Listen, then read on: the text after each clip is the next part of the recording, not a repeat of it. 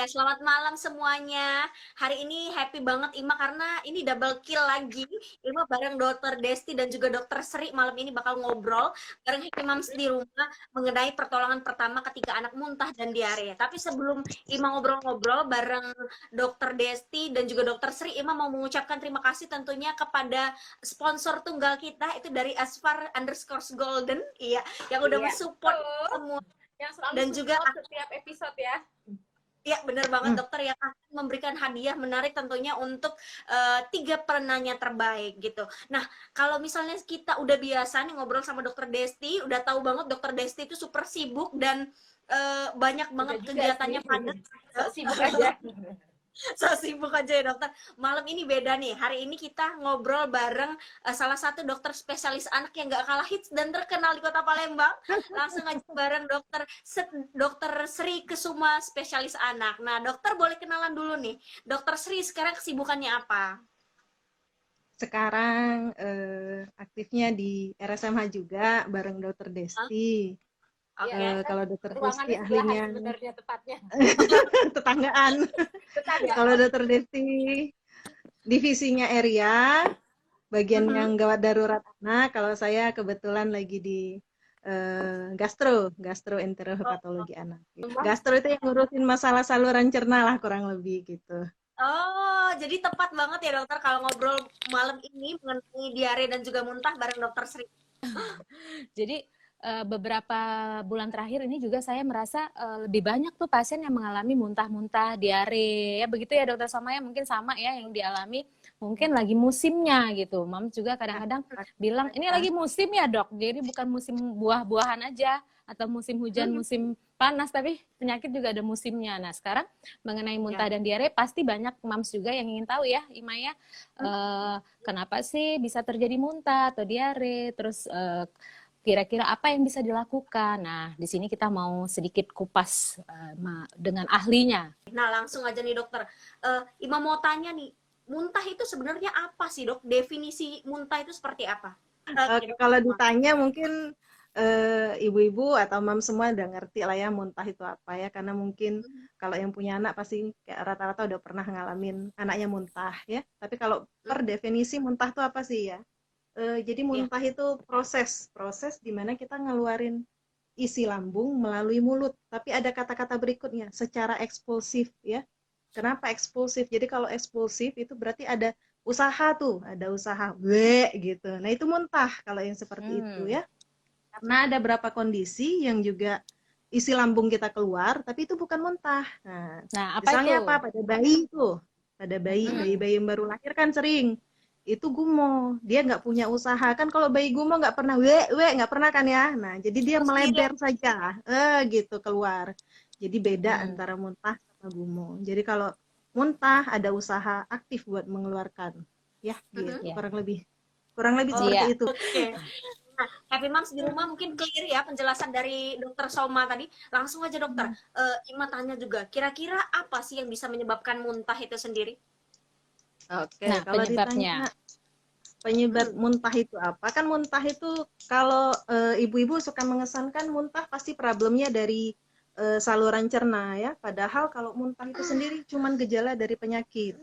Jadi penyakit-penyakitnya nggak mesti penyakit-penyakit saluran cerna yang nyebabin muntah. Penyakit-penyakit di luar saluran cerna itu juga sering menyebabkan muntah gitu ya. Jadi misalnya orang lagi batuk pilek, ISPA gitu, kok bisa muntah anak saya dok? Ada apa di perutnya? Sebenarnya perutnya sendiri nggak apa-apa. Problemnya stimulus muntahnya dari luar organ pencernaan gitu. Jadi kalau tanya penyebabnya apa, banyak berbagai kelainan penyakit di saluran cerna itu sendiri atau berbagai kelainan penyakit di luar saluran cerna. Anak yang ISK bisa muntah dok? Bisa ya.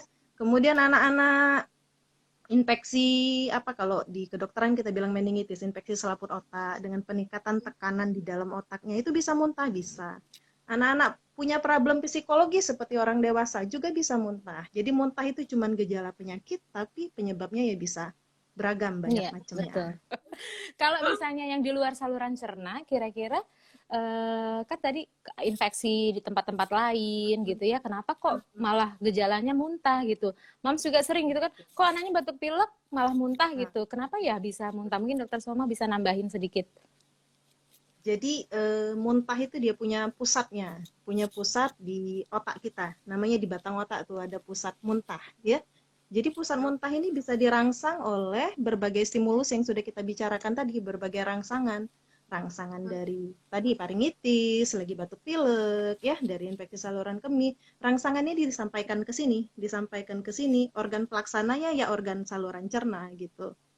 Jadi nggak mesti Oke. sumbernya mesti sakit di daerah perut baru muntah, enggak gitu. Sumber-sumber yang lain disampaikan di pusat muntah, nanti baru manifestasinya dalam bentuk muntah. Eh, kalau misalnya udah muntah nih dokter, apa sih yang harus kita Mm-mm. khawatirkan dari muntah itu sendiri? Mm-mm. Jadi kan muntah itu kalau pada muntah jelas ada proses pengeluaran cairan. Jadi yang Mhm. pertama yang kita khawatirkan tentu kekurangan cairan, atau ibu-ibu juga sudah familiar mungkin dengan istilah dehidrasi, ya. Itu yang paling pertama kita khawatirkan kalau anak kita muntah. Kemudian ada beberapa kondisi lain, misalnya kalau lagi muntah tidak memposisikannya dengan benar, itu dokter Desti ahlinya itu, resiko tersedak ya Dok ya, Ya, betul. aspirasi ya. Jadi kalau muntah atau kondisi-kondisi lain ya, itu harus diposisikan mungkin ya dokter Desi. Kalau muntah justru harus dikeluarkan posisi miring, bukan malah tetap tengada, atau nanti mungkin dokter Desi bisa menambahkan bagaimana posisi yang tepat ketika misalnya anak muntah gitu, supaya tidak terjadi tersedak tadi gitu. Atau banyak juga sih berapa kondisi lain kalau anak muntah, makan jadi kurang, bisa gangguan asupan nutrisi, dan beberapa kondisi lain bisa kalau muntahnya terlalu hebat, kadang ada robekan antara batas antara kerongkongan kita sama lambung. Kalau di kedokteran kita sebutnya Mallory Weiss tear. Jadi awalnya muntah biasa aja, kok berikutnya ada darah dok, nah hati-hati tuh. Ya, Muntahnya udah benar. terlalu hebat, sampai robekan tuh biasanya ibu-ibu cemas dan langsung cari pengobatan kalau seperti itu. Nah, jadi tadi kan dokter Sama bilang bahwa kondisi yang dikhawatirkan saat muntah itu adalah karena muntah yang lebih banyak itu kehilangan cairan, tentunya yang resiko dehidrasi tadi juga lebih besar. Jadi dehidrasi itu ada derajat-derajatnya ya, dokter Sama ya. Jadi bisa ada yang tanpa gejala, dehidrasinya ringan gitu ya, atau tanpa dehidrasi, atau dehidrasinya udah ringan sedang. Terus atau yang dehidrasinya sudah sampai berat gitu, itu yang dikhawatirkan. Nah, kalau misalnya kekhawatiran apa lagi yang harus kita perhatikan itu tadi, saat muntah apalagi tidak diposisikan dengan baik, apalagi anak itu di bawah infan ya, di bawah 1 tahun, di mana apalagi yang di bawah 3 bulan gitu ya, di bawah 3 bulan artinya resiko untuk tersedak karena cairan itu juga tinggi. Kalau kita salah posisi misalnya ya, kalau muntah lebih baik dimiringkan ke kiri atau malah ditelungkupkan gitu bayinya dengan kita bantu agar cairan tadi kan secara gravitasi akan mudah gitu keluar. Nah, kalau misalnya muntahnya disertai dengan benda padat, misalnya makanan, ya kita juga harus menyapu atau membersihkan rongga mulutnya gitu. Nah, posisi yang bagaimana yang baik untuk anak atau bayi gitu ya saat terjadi setelah muntah. Kalau saat terjadi muntah tadi miring atau telungkup. Tapi kalau setelah muntah, gitu tadi tenangkan dulu, baru diposisikan yang nyaman untuk bernafas. Bagaimana pokoknya dia tenang. Enaknya digendong ya digendong, enaknya ditaruh ya ditaruh gitu ya. Dengan posisi mungkin kepala lebih tinggi gitu. Oke. Yang Mungkin penting itu jalan tambahannya. nafas aja gitu Aman, dulu, dokter. ya jalan nafas harus aman. Oke, dokter, anak saya 3 bulan, 2 bulan sempat batuk pilek, sekarang sudah sembuh, tapi sering muntah mengeluarkan dahak. Bagaimana ya dok penanganannya? Jadi kalau pada saat kondisi batuk pilek, jadi yang menyebabkan muntah tadi bisa 2 ya dokter Sama ya, bahwa ada rangsangan di pusat muntah saat demam, ada faktor inflamasi dan segala rupa merangsang pusat muntah dan terjadilah muntah. Tapi pada saat anak batuk pilek, juga anak itu refleks batuknya apalagi di bawah 2 tahun, refleks batuknya belum begitu baik. Sehingga anak tuh mau batuk tapi yang keluar malah muntah gitu. Nah, itu juga bisa terjadi. Nah, sekarang pertanyaannya, kemarin batuk pileknya, tapi sekarang udah perbaikan. Ya mungkin perbaikan batuk pilek itu tidak bisa dalam 1-2 hari selesai biasanya. Kalau misalnya baru 3 hari, masih ada sisa-sisa lendir di 5 hari ke-5, hari ke-7, mungkin itu juga adalah proses untuk mengeluarkan lendir. Akhirnya si bayi atau si anak tadi yang nggak terampil, yang belum bisa melakukan refleks batuk dengan baik, akhirnya jadi muntah. Nah, kalau menurut saya itu karena adanya benda asing atau sekret atau lendir tadi di saluran nafas yang merangsang juga terjadi muntah tadi. Jadi dia kayak berusaha yang keluar muntah gitu malah. Mungkin dokter Sama mungkin bisa nambahin dokter Sama. Oke. Setuju. Ya, Setuju. jadi sebenarnya proses muntah itu proses pertahanan tubuh. Pertahanan tubuh mengeluarkan sesuatu yang dianggap asing, ya.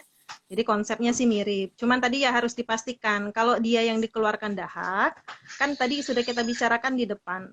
Definisi muntah itu kita mengeluarkan isi lambung, ya. Kalau jelas yang dikeluarkan dahak, mungkin itu bukan muntah, tapi memang dahak yang di atas, itu satu. Tapi kalau memang yang dikeluarkan isi lambung, ya itu tadi memang seperti kita sudah bahas di depan, bahwa muntah ya nggak mesti ada gejala saluran cerna, gejala saluran pernafasan juga bisa merangsang untuk terjadinya muntah. Ya, mungkin seperti itu aja, Dokter Desti. Dok, anak saya usia 4 tahun. Kalau nangis sering muntah, gimana solusinya, Dok? Ya sama seperti yang dibilang tadi ya. Semua semua hal itu kan bisa merangsang muntah ya, termasuk kondisi psikologis kali ya yang tadi disebutkan ya. Iya, kayak saya mau ujian tadi kan. Mau ujian tadi ya, bisa merangsang pusat muntah dan sebagainya ya, nangis atau apa itu bisa semua merangsang pusat muntah ya. Iya. Dan pada saat nangis itu kan biasanya mungkin ada anak yang menyebabkan kayak tekanan mungkin intraabdomen tekanan di perutnya agak naik, apalagi habis makan gitu ya.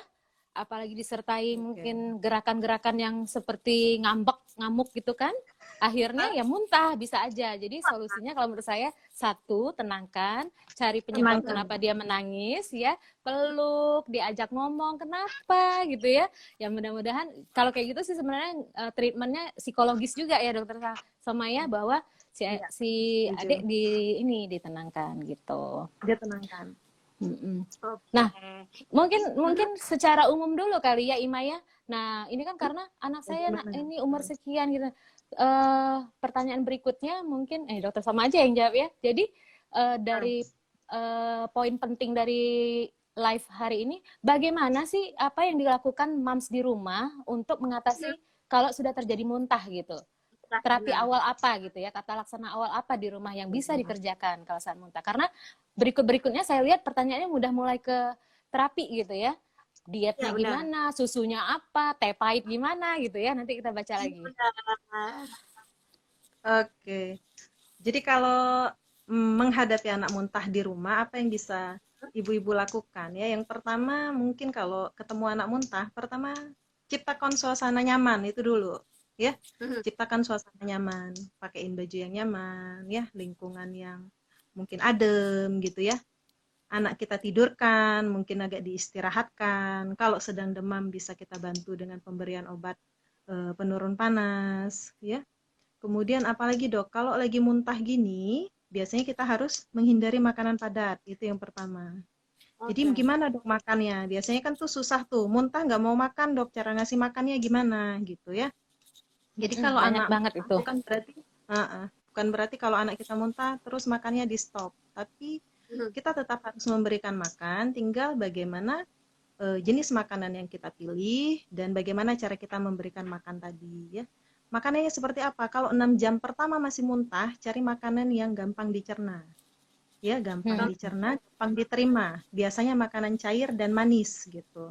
Jadi boleh kasih sirup ya, sari buah seperti itu ya. Bagaimana cara memberikan yang ngasihnya pelan-pelan ibu-ibu, ngasihnya pelan-pelan. Bisa pertama-tama kita kasih 1-2 sendok dulu. 15 menit kemudian kasih lagi 1-2 sendok. Setelah kita pull up sekitar 1 jam ya anak saya nggak muntah, naikkan lagi. Boleh naikkan 2 kali lipatnya, 2-4 sendok, 15 menit lagi gitu. Jadi walaupun dia muntah, kita pastikan asupannya tetap masuk. Jadi jangan karena muntah, kita takut muntah lagi, kita stop, kita nggak kasih makan sama sekali. Nah itu tadi resiko dehidrasinya akan semakin meningkat. Nanti kalau dia sudah sekitar 6 jam, nggak muntah lagi nih Dok, nah boleh mulai kasih makanan yang agak sedikit padat.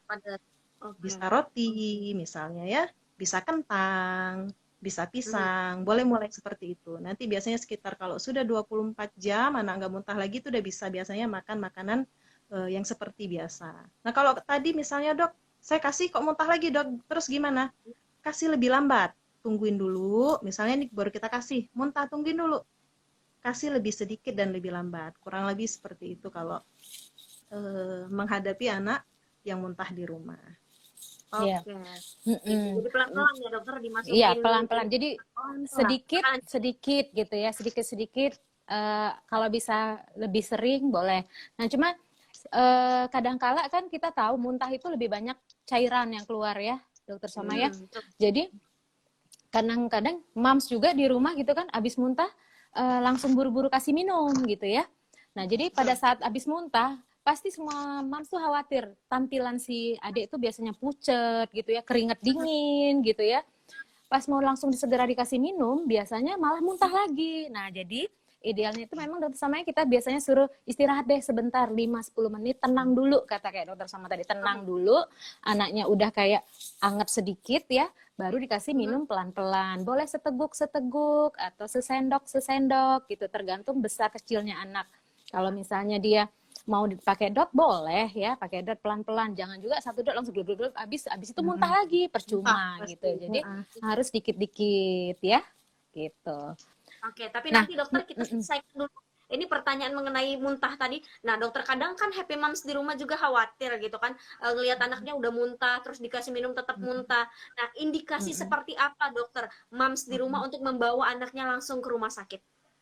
Ya, jadi kalau pada bayi ada batasan waktu kita tunggu tuh kapan anak kita harus bawa ke rumah sakit. Bayi kalau sudah menetap lebih dari 12 jam muntahnya harus segera mams bawa ke rumah sakit. Tapi kalau anak lebih besar boleh agak lebih lama lah. Kalau sudah lebih dari 24 jam muntah, nah harus cari pertolongan. Kemudian kapan lagi? Kalau sudah menunjukkan tanda-tanda kurang cairan, bagaimana dok tanda-tandanya? Kan tadi yang seperti dokter Desti udah sampaikan, kekurangan cairan itu ada 3 tahapnya. Yang pertama, walaupun anak muntah-muntah, tapi dia nggak menunjukkan tanda-tanda kekurangan cairan. Artinya kita bilang nggak ada dehidrasi nih anak. Jadi anaknya masih oke, masih biasa aja, aktivitas seperti biasa, ya biasanya nggak ada tampak gejala apa-apa. Kemudian yang kedua, kalau kehilangan cairannya makin lebih banyak, anak-anak tuh biasanya akan menunjukkan tanda-tanda kekurangan cairan yang ringan sedang, atau kita bilang dehidrasi ringan sedang. Gimana dok tanda-tanda yang bisa saya kenalin? Kalau anak mams sudah mulai rewel gitu ya, terus kok kayaknya haus terus gini dok, kok kayaknya mau minta minum terus. Nah hati-hati tuh, itu tanda-tanda, salah satu tanda-tanda kekurangan cairan, gelisah, rewel ya. Kemudian kok dilihat matanya kok agak beda dari biasa, kok agak lebih ke dalam gitu misalnya. Itu kok bibir agak lebih kering. Nah hati-hati, itu mungkin sudah menunjukkan tanda-tanda kekurangan cairan. Yang ketiga, kalau makin banyak yang keluar dan tidak ada yang masuk, biasanya bisa menunjukkan tanda-tanda kekurangan cairan yang berat. Bagaimana? Nah ini anaknya nggak lagi rewel, nggak lagi gelisah, anaknya justru lemes sekali biasanya, letargi kalau kita bilang ya, letargi, nggak mau minum lagi ini justru. Kalau yang tadi itu justru kayaknya haus saja mau minum terus, yang ini justru dedeknya nggak mau minum lagi. Kalau ibunya lebih bisa memperhatikan lagi, biasanya ini anak kencing sudah 4 atau 6 jam itu biasanya nggak kencing. Ya, kemudian kalaupun pipis, biasanya pipisnya sedikit dan warnanya lebih pekat. Nah, itu harus hati-hati, harus cepat dibawa. Kemudian kapan lagi dok? Nah kalau muntah terus diare, nah nggak boleh ditunggu-tunggu karena sumber kehilangan cairannya ada 2 kan, atas keluar, bawah keluar. Jadi kalau sudah muntah diare, cepat-cepat bawa ke dokter. Jangan ditunggu, kalau udah disertai diare ya harus cepat cari ke dokter. Kapan lagi dok harus bawa ke dokter? Nah harus dikenali juga, ada muntah-muntah yang kita harus kenali bahwa muntah-muntah ini butuh tindakan bedah segera. Kapan itu? Kalau gawat darurat nih, harus segera gitu. Iya, gawat darurat. Bagaimana? Harus segera. Muntah yang kalau disertai cairan warna hijau gitu. Warna hijau di sini kita masukkan empedu. Jangan nanti pos dari makan bayam ada muntahnya hijau gitu. Wah, hati-hati. Ya. Makan cendol. Makan cendol, muntahnya hijau. Waduh, kata dokter Soma nih bahaya nih gitu kan. Ya enggak. Ya, kalau ragu sih, kalau ke dokter Desti. Masalah. Iya, enggak apa-apa. Kalau ragu, foto atau bawa muntahnya tunjukkan ke dokter gitu ya. Kemudian kapan dok kalau muntah? Sebelum muntah anaknya kayak nyeri perut hebat gitu. Nah itu harus hati-hati. Mungkin ada problem bedah di situ, ada problem serius di situ. Atau muntahnya sifatnya menyemprot kalau kita bilang. Nyemprot itu jadi kalau muntah kan harusnya seperti ini, nyemprot tuh jauh tuh. Kayak air mancur kalau kita bilang. Iya, ada tekanannya. Nah, gitu. Nah gitu. Bur gitu ya. Gitu. Kemudian yang terakhir kalau muntah terus perut anaknya kembung, melenting. Bukan cuman kembung kembung, kan ibu-ibu suka dikit-dikit kembung, dikit-dikit kembung. Nah, ini kembungnya hati-hati tuh kayak balon, balon kencang itu. Tegang, Nah, itu hati-hati kembung kalau dan tegang muntah. ya dokter sama. Nah, kalau muntah, perut anak saya kok kayak balon gitu. Nah, hati-hati. Itu mungkin muntah bedah yang harus segera cari pertolongan. Atau muntah ya disertai gejala-gejala lain, ada kejang, ada demam tinggi atau apa ya harus segera cari pertolongan. Gitu kurang lebih. Ya, jadi Nah, saya nyambung juga nih. Ada pertanyaan, dok, berapa kali muntah harus dibawa? Tidak ada hubungan berapa kalinya, tapi kondisi-kondisi yang disebutkan oleh dokter Soma tadi, mulai dari usia, tanda dehidrasi, gejala penyerta yang lain, ya, kegawatan muntah karena bedah, gitu ya. Jadi itu ya, Mams ya. oh, jadi nggak ada maksimal berapa kali muntah gitu ya Iya, dokter. Pokoknya kalau dia dan berkali-kali cirinya tapi cuma dikit-dikit gitu ya, dan mau minum, bisa ditunda dulu gitu ya, apalagi anaknya udah besar misalnya ya, bisa ditunda besoknya gitu, nggak harus juga tengah malam, kecuali ada kondisi-kondisi yang mengkhawatirkan tadi. Iya, kalau masuk kualifikasi yang kata dokter Soma tadi langsung aja dibawa ke rumah sakit gitu. Iya, Oke. betul.